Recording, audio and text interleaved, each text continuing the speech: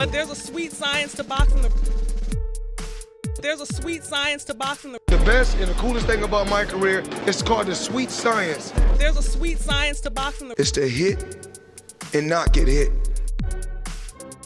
Let's get to it. So you guys probably already know that Brian Norman Jr. will not be fighting Jaron Ennis. It's a fight that I definitely wanted to see. A lot of people saying that Norman Jr. priced himself out.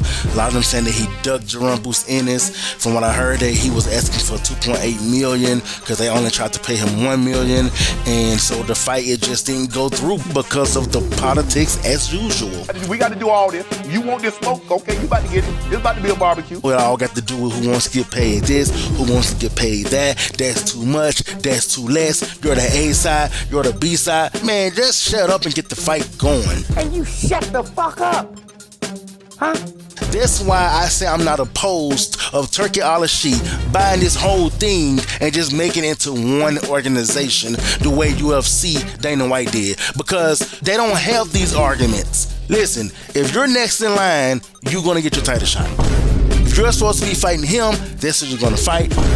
If he's next up, that's who you're gonna fight. You know what I'm saying? Boxing is not like that, and that's why we don't get a lot of fights. And that's why we'll be starting a little segment this Friday called To This Day. Just gonna be talking about the boxing matches that hasn't happened till this day. To this day. And mainly because of politics, the way it is now. So now Brian Norman Jr. is going to be fighting somebody else, and this is what Michael Benson tweeted. Brian Norman Jr. will defend his WBO welterweight world title versus Derek Cuevas on the undercard of Keyshawn Davis versus Gustavo Lemos on November 8th in Norfolk, Virginia. Wait a minute. Wait a minute.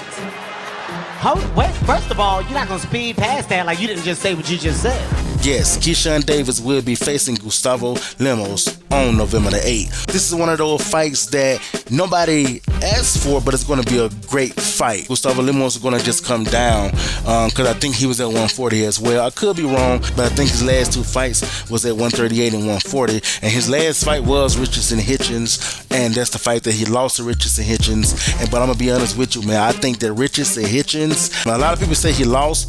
I ain't going to really say he lost, but he definitely struggled with Gustavo Lemos. He struggled like bad, and I don't care if nobody try to tell me, bro, you really gonna try to say he struggled against Gustavos? You supposed to say he dominate. I mean, that's what they say against our people. It's like, bro, I'm just gonna be real, bro. He struggled, man. He struggled. I'm not gonna say he lost, but he struggled. Now, if you know anything about me when it comes to criticizing these fighters, even the ones that I'm a fan of, if their performance needs to be criticized, I will criticize it. Sometimes they need criticism. And to be honest with you, the criticism can be good for the channel. Because if you end up saying something that they don't like, they may acknowledge you. That's how a lot of YouTubers have been acknowledged, because they have said something critical about another fighter, or have said something, I don't know why, but that's just how it works. You know, you go D-riding and glazing all day, they don't acknowledge you at all. They don't say nothing to you, but they let you be critical or say something harsh.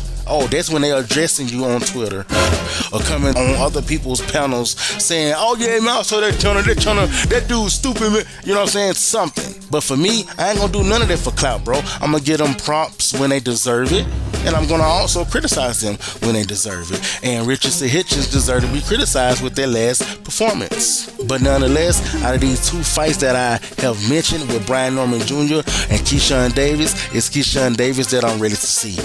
Keyshawn Davis is a great boxer. He's only 11-0, and he's somebody that I've been watching for a while now, and I love it when he fights. You know, he's somebody who also exercises the sweet science, but he does it the correct way. That's not a shot at Shakur Stevenson, but Keyshawn Davis does it the correct way, and that's why I can't wait to see him back in action.